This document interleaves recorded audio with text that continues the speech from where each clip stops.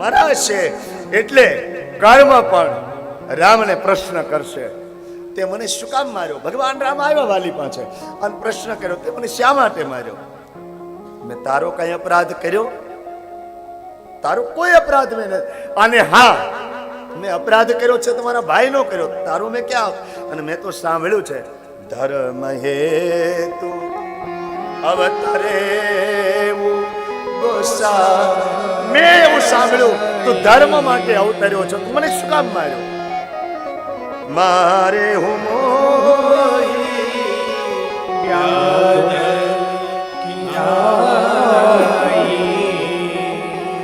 એક પારથી સુપાઈને બાણ મારે એમ મને બાણ માર્યું તે. અને કદાચ તને એવો એમ હોય કે મેં મારા ભાઈની પત્નીનું અપહરણ કર્યું છે, તો મેં તારો અપરાધ નથી કર્યો. મેં અપહરણ કર્યું તો મારા ભાઈની પત્નીનું અપહરણ કર્યું છે. મેં બૈરી સુગરેવ પિયા અવગુણ કાના નાથ. મેં તારો ગુનો કયો કર્યો છે જે મને માર્યો? આમ જા વાલી બોલ્યો અને ભગવાનની પ્રકૃતિ ફરી. અરે સત, ભાઈની પત્નીનું અપહરણ કરીને તું એમ કહે છો તે ગુનો નથી કર્યો? આમ જ્યાં ભગવાન બોલ્યા ને એટલે વાલીની આંખ ખુલી ગઈ. ઠાકોર ક્ષમા કરજે, તું ગુરુ વશિષ્ઠના આશ્રમમાં ભણ્યો પણ તારું વ્યાકરણ કાચું રહી ગયું. બ્રહ્મના ચરણમાં જીવ પડ્યો હોય અને હજી જો હું પાપી કહેવાતો હોઉં તો તારું મહત્વ શું? કોણ તને માનશે? આમ જ્યાં વાલી બોલ્યો ને ત્યાં તો ધનુષ બાણ ભાતો ફેંકી અને વાલીને ગોદમાં લઈ લીધો. વાલી અચલ કરું તનુ રાખું. એ વાલી તને અમર બનાવી દઉં. વાલી હાથ જોડ્યા, ના ના ના ના ભગવાન, મારે અમર નથી બનવું. તો હવે તો પ્રભુ આજે લાલ નેત્ર છે ને એને સફેદ રંગમાં ફેરવી નાખ. તે જે બાણ માર્યું છે ને બાણ ખેંચી લે. કારણ જન્મ જન્મ મુનિ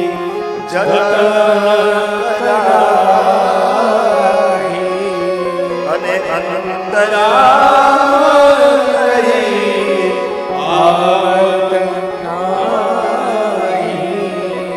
જાસુ નામ બર શંકર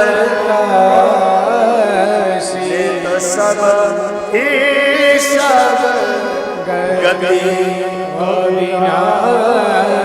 કાશીમાં ભગવાન શંકરનું નામ લઈએ, તારું નામ લઈએ તો મુક્તિ મળે.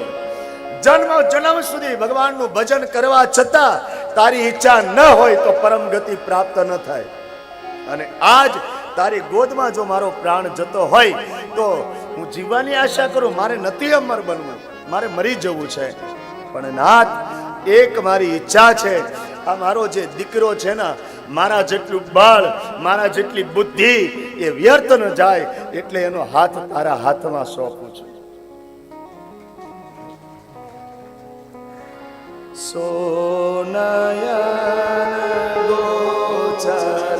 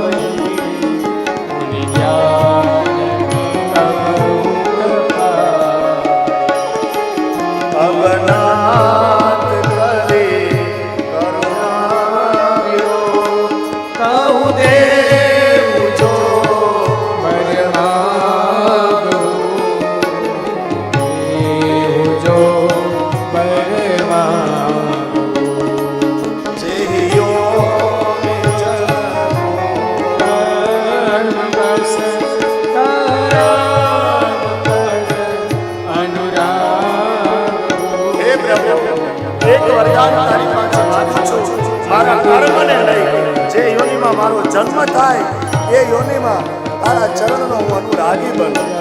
અને પ્રભુ આ વાલીનો હાથ તને સોંપું છું.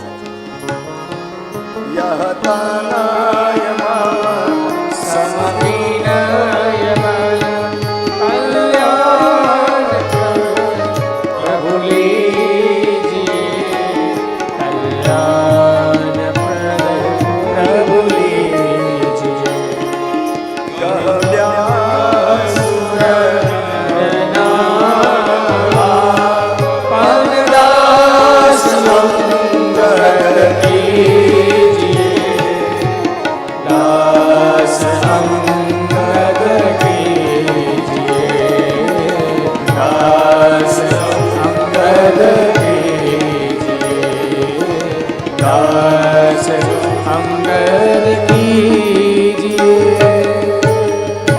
રામચરણ દ્રઢ પ્રીત કરે બાલિકીન હતન ત્યાગ સુમન માલ ચિકંકટે ગીરતન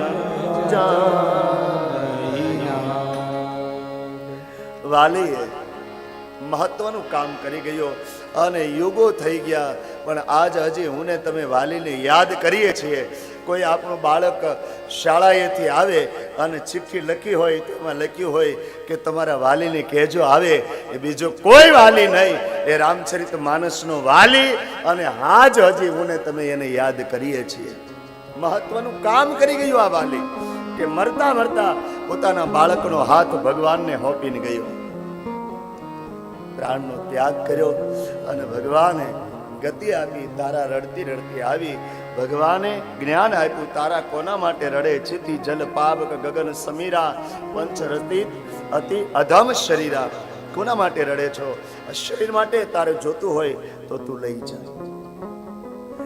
ભાન થયું, જ્ઞાન થયું અને કિષ્કંધાનું અગ્નિ સંસ્કાર આપી કિષ્કંધાનું રાજ્ય સુગ્રીવને આપ્યું છે. અને સુગ્રીવને ભગવાન રામજી કહે છે કે મેં તારું કામ કર્યું છે, હવે તું મારું કામ ભૂલીશ નહીં. અને એમાં તું થોડો સમય રાજ્ય કર. ચારતુમાસ આવ્યો, ભગવાન ચારતુમાસ કરવા ગયા અને બન્યું એવું કે ભોગ વિલાસમાં સુગ્રીવ ભગવાન રામનું કાર્ય ભૂલ્યો છે અને શરદનું વર્ણન કર્યું છે ખૂબ. અને એક કોઈ વાર તમને સમય મળે, આપણે સમય નથી એટલે હું નથી લેતો. જે વર્ષા ઋતુનું વર્ણન કર્યું છે ભગવાને, એ અધ્યાત્મ દર્શન મહાત્મા તુલસી આપ્યું છે. એ વાદળી કેવી હોય, એ પેલું પૂર આવે ત્યારે પૂર કેવું હોય, અને ધરતી ઉપર જ્યારે વરસાદ વરસે, આ બધું સંતનું દર્શન, બહુ સરસ દર્શન આપ્યું છે. પણ આપણે તો